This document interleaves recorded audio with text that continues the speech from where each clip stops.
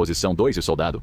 Você achou que as trincheiras, lama, arame farpado e armas químicas da Primeira Guerra Mundial eram ruins?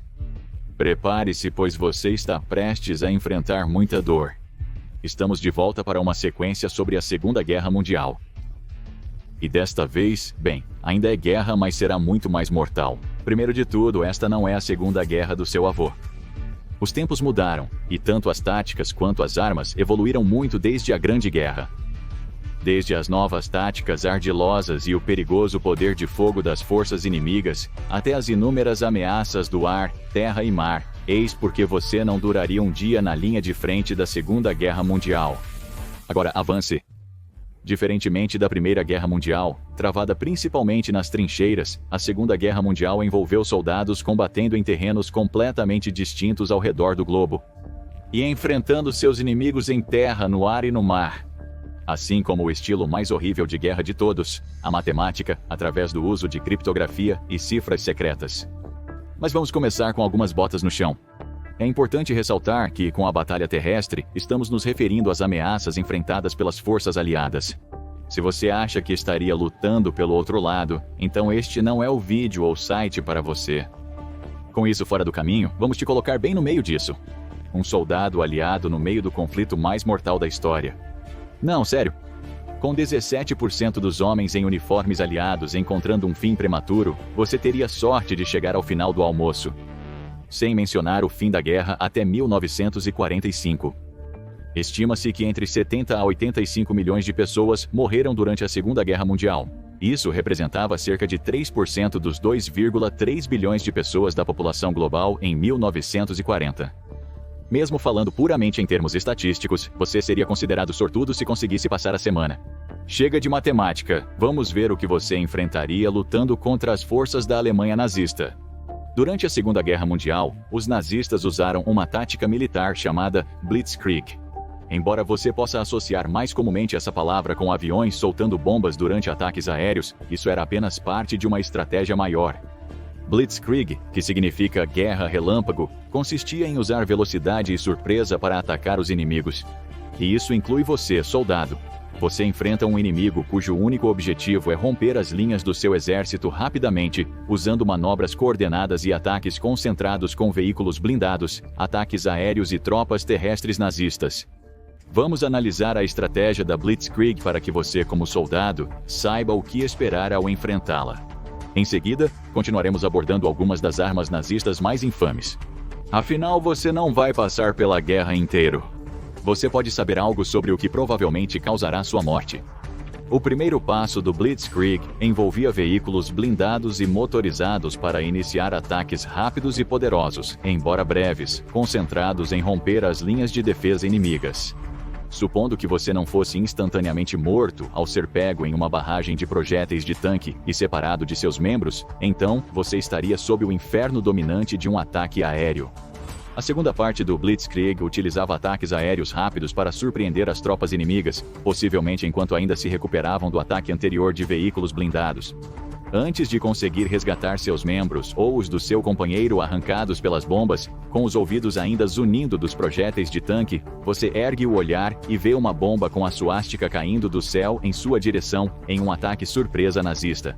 Em terceiro lugar, o Blitzkrieg veria as forças terrestres sendo implantadas, significando que, se por milagre você sobrevivesse ao ataque do tanque e ao subsequente ataque aéreo, então vários nazistas furiosos logo estariam vasculhando a área para atirar em qualquer sobrevivente à vista. Atacar de várias maneiras diferentes visava confundir as tropas inimigas, dificultando um contra-ataque quando os métodos usados pelos nazistas mudavam constantemente. Logo, a menos que você tenha informações confiáveis sobre como o inimigo atacará, provavelmente precisará de muita ajuda. Bem, um braço inteiro, na verdade.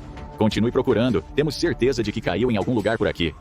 A Blitzkrieg não foi um único ataque, mas realizada em uma escala coordenada muito mais ampla. Enviar tanques, aviões e infantaria, um após o outro, seria um uso bastante frívolo dos recursos militares.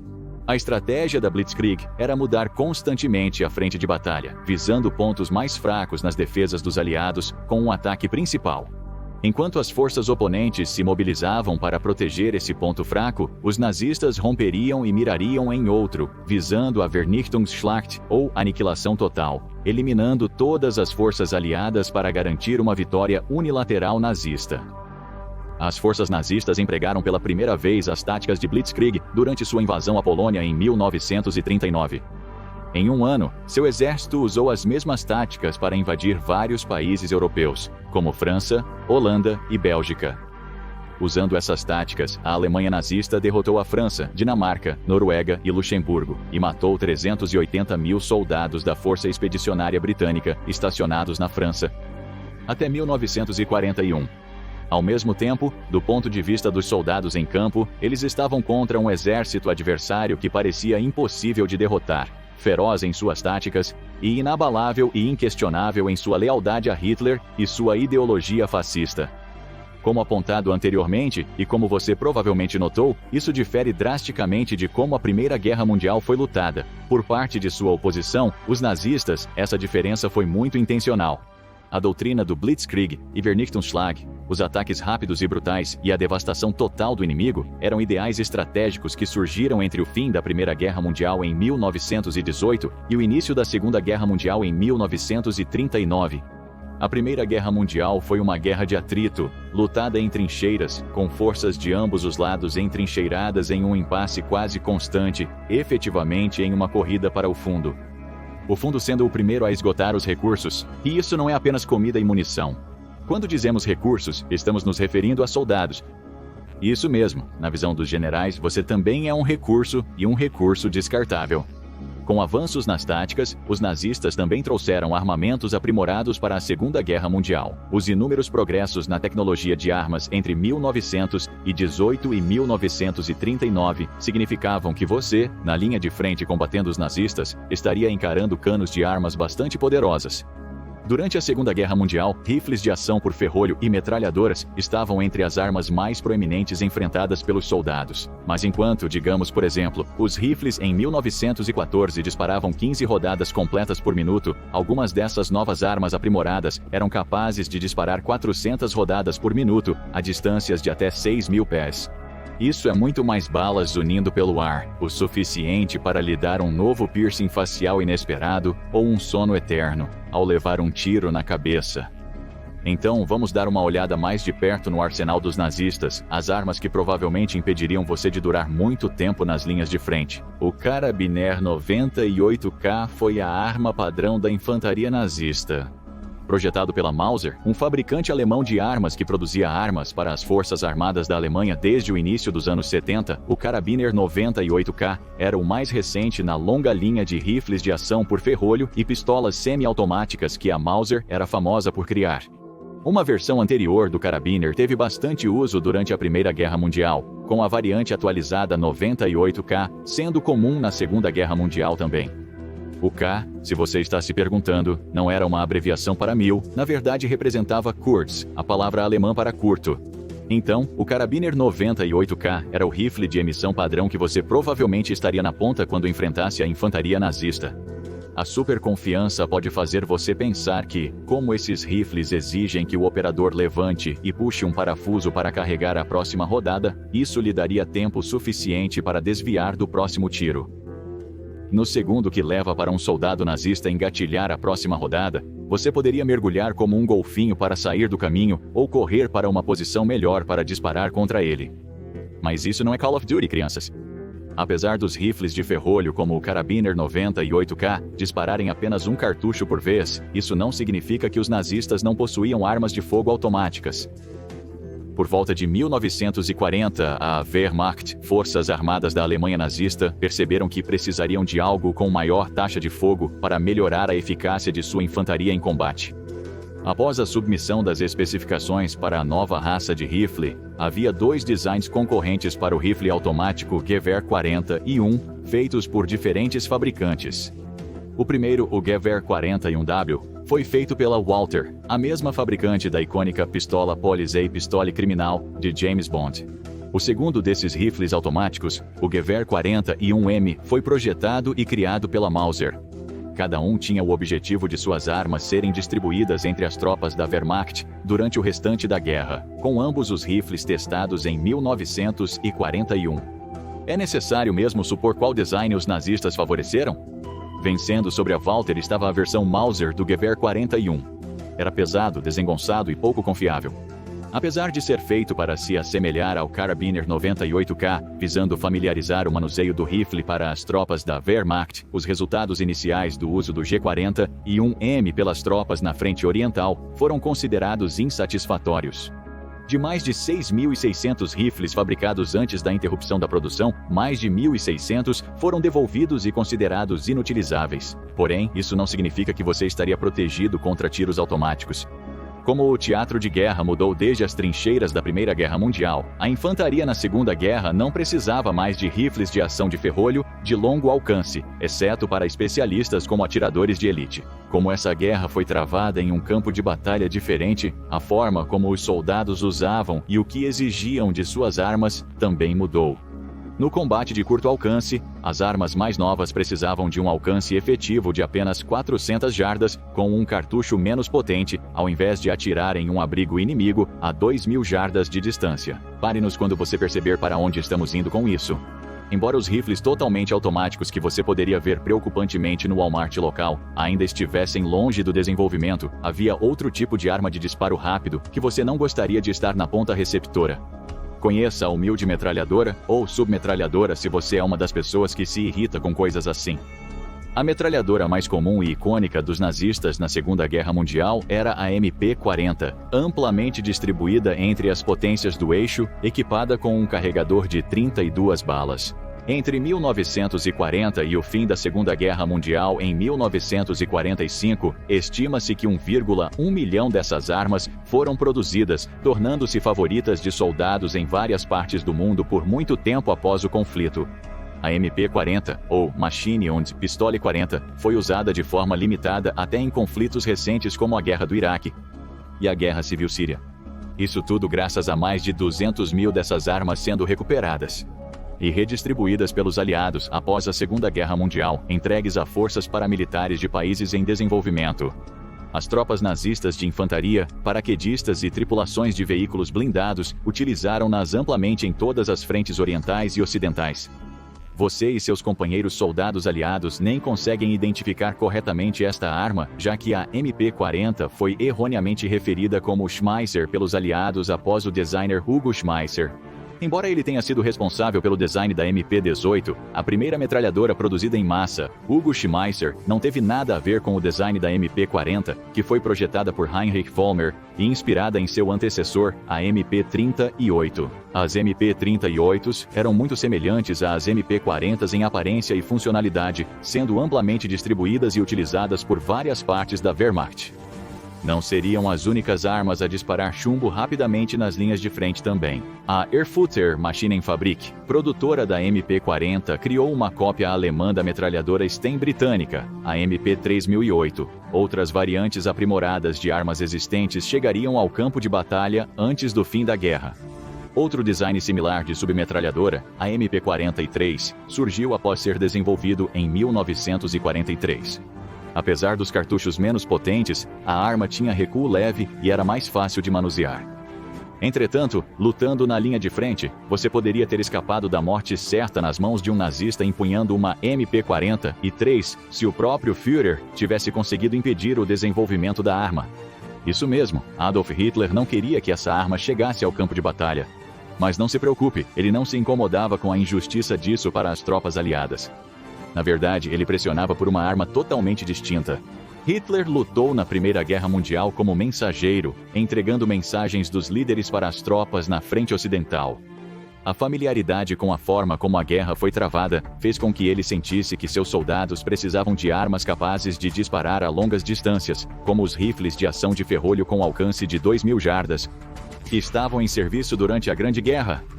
Quando os planos para o MP-43 inicialmente cruzaram sua mesa, o Führer ordenou cessar a produção em larga escala da arma e focar no desenvolvimento de algo com maior alcance. É aqui que fica interessante, e por que você ainda teria que se preocupar em estar na mira de um MP-43. O ministro das Armas da Alemanha na época passou por trás de Hitler e aprovou a produção do MP-43. O nome foi alterado para incluir Maschinenpistole, a palavra alemã para pistola automática, já que este era o termo amplamente usado para submetralhadoras. Apesar da oposição de Hitler, o ministro das Armas conseguiu, com um truque simples, fazer com que 3 fábricas produzissem MP-43, e as tropas da Wehrmacht na frente oriental agora ansiavam por essas novas armas quentes. Hitler continuaria desinformado se alguns comandantes divisionais não tivessem descoberto a cobertura do MP-43 e perguntado ao Führer quando receberiam essas novas armas. Como de costume, Hitler ficou furioso e exigiu uma investigação completa sobre o ocorrido.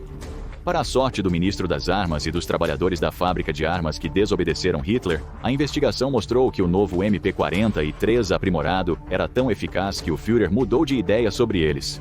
Daqui para frente, a arma seria designada sob um nome diferente, o Sturmgewehr, ou fuzil de assalto. Sim, mentimos antes, os nazistas são parte da razão pela qual temos fuzis de assalto hoje, o que não é um bom presságio para suas chances de sobrevivência, não é? O Sturmgewehr 44, anteriormente chamado de MP-43, foi o primeiro fuzil de assalto bem-sucedido do mundo, marcando a história.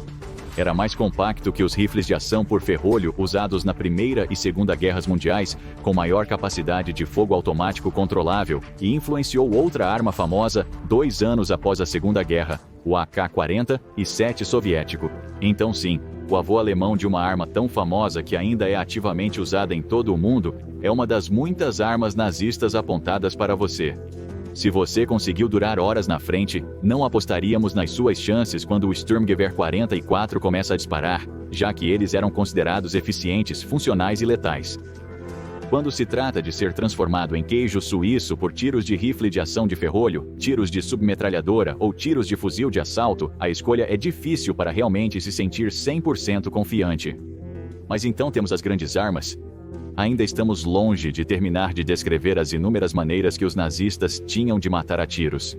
Felizmente, quando se trata de metralhadoras, eles só se decidiram por 2 opções, a Maschinengewehr 34 e a Maschinengewehr 42. Embora produzidas até o final da guerra, a MG-42 foi desenvolvida para substituir a MG-34, que era mais cara e demorava mais para ser fabricada. A MG-42 virou a metralhadora padrão da Wehrmacht e Waffen-SS, com capacidade de 1.200 tiros por minuto. Isso fez a MG-42 ser usada para fornecer fogo de supressão para as tropas nazistas contra seus inimigos. Ganhou o apelido de Serra Elétrica de Hitler, devido ao som que fazia e por cortar tudo em seu caminho, incluindo você. A MG-42 era tão confiável e fácil de manter que influenciou o design padrão para metralhadoras leves da Organização do Tratado do Atlântico Norte após a Segunda Guerra Mundial, especialmente a M60, a favorita do Exército dos Estados Unidos e dos SEALs da Marinha. O exército alemão moderno continua a usar uma versão modernizada da MG-42 como sua metralhadora leve padrão, e se a longevidade deste design diz algo, é que você realmente não quer se encontrar na linha de fogo de uma dessas coisas.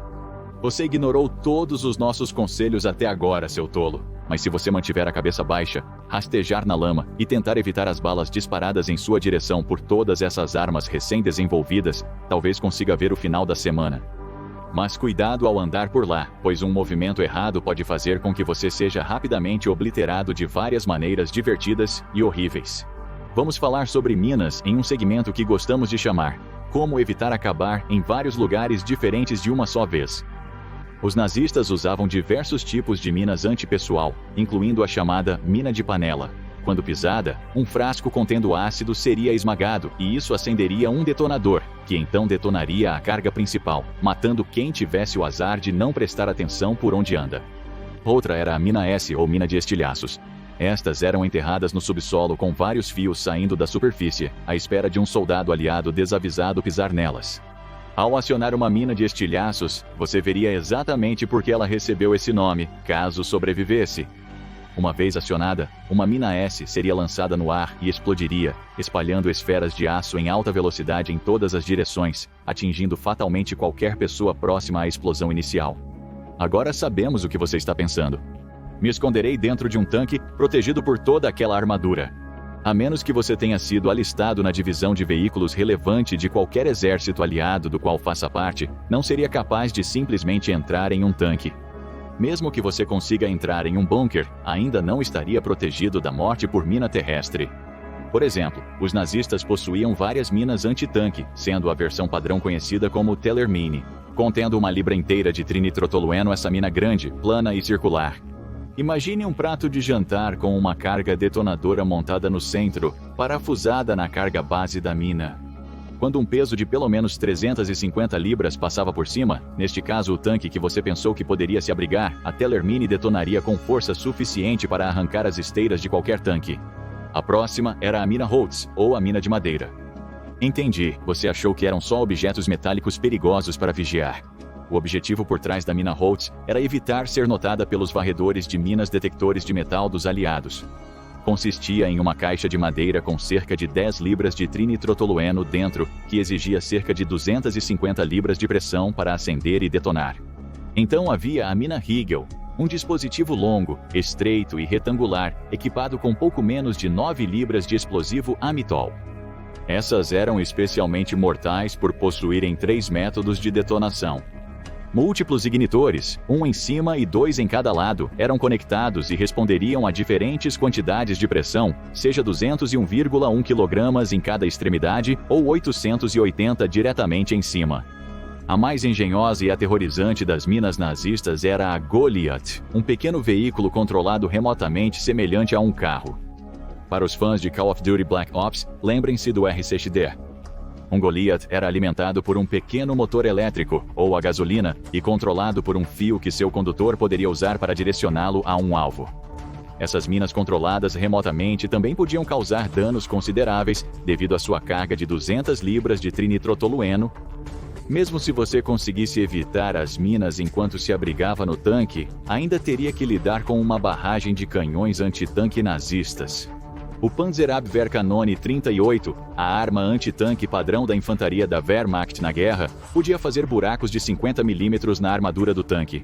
Mais tarde, as armas antitanque desenvolvidas pelos nazistas, como o SPZB-41, eram tão devastadoramente poderosas que, após capturar uma, os britânicos foram forçados a acelerar o desenvolvimento de seus próprios canhões antitanque para acompanhar os avanços da engenharia nazista. Estar no chão entre todas aquelas balas e explosivos pode significar uma desvantagem injusta quando se trata de sua sobrevivência contínua. Some ainda a dificuldade de tratar e evacuar soldados feridos nos campos de batalha. Normalmente, quando um soldado de infantaria como você, por exemplo, se feria em combate, um médico da companhia teria que rastejar cautelosamente em direção ao seu camarada caído, momento em que então teriam que avaliar seus ferimentos, ver o quão gravemente você foi atingido e descobrir o que fazer com você, se havia algo que eles poderiam fazer.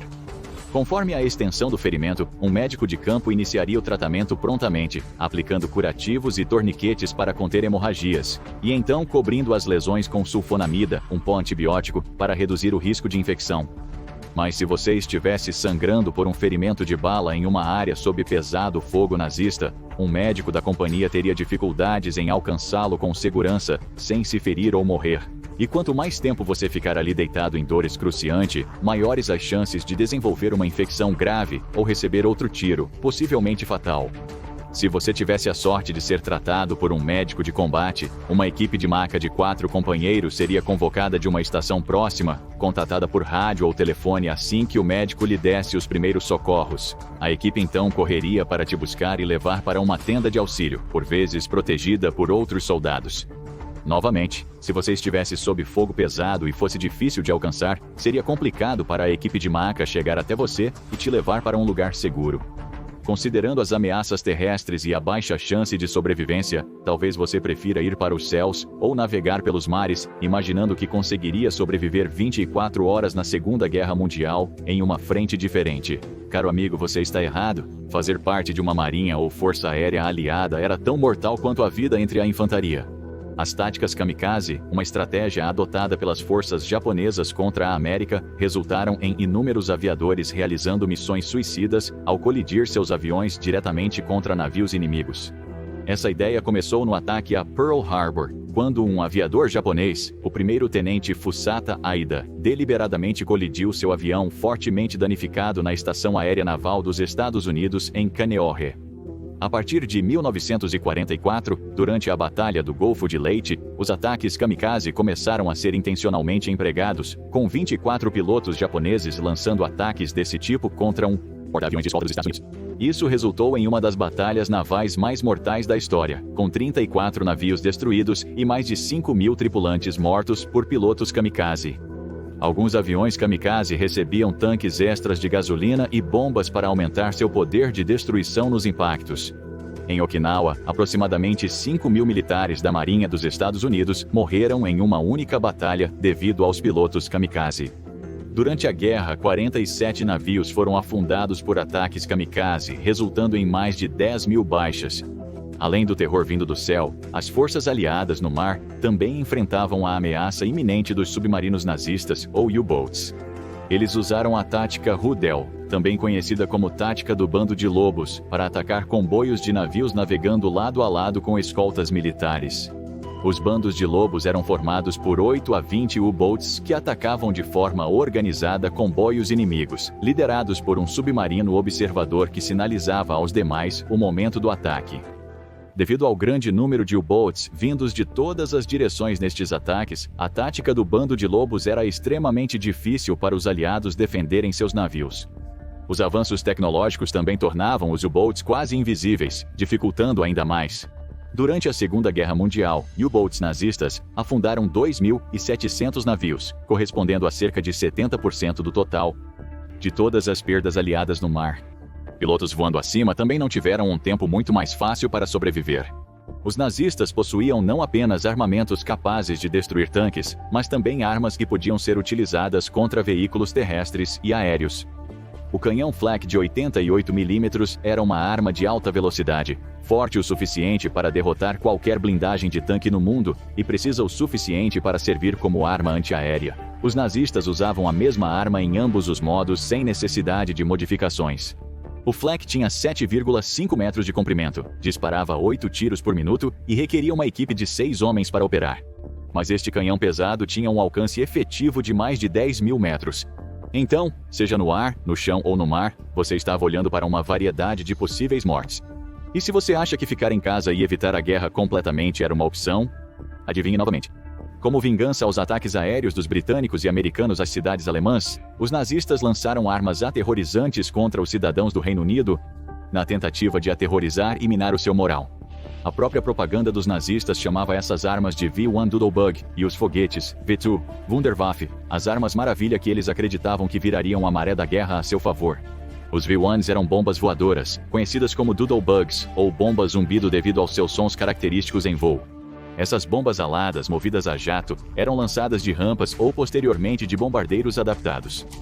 Voando em trajetória reta pelos céus, muitas foram abatidas antes de atingir seus alvos, mas não todas. Uma semana após o dia D, vários civis britânicos morreram em um ataque V1 que devastou Clapham, sul de Londres, em 13 de junho de 1944.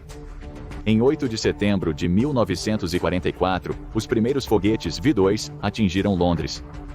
Os V2 eram foguetes aerodinâmicos de cerca de 4 andares de altura, impulsionados por um motor que queimava uma mistura de álcool, água e oxigênio líquido. Isso levava os V2 literalmente até o espaço antes de caírem de volta à Terra em velocidade supersônica.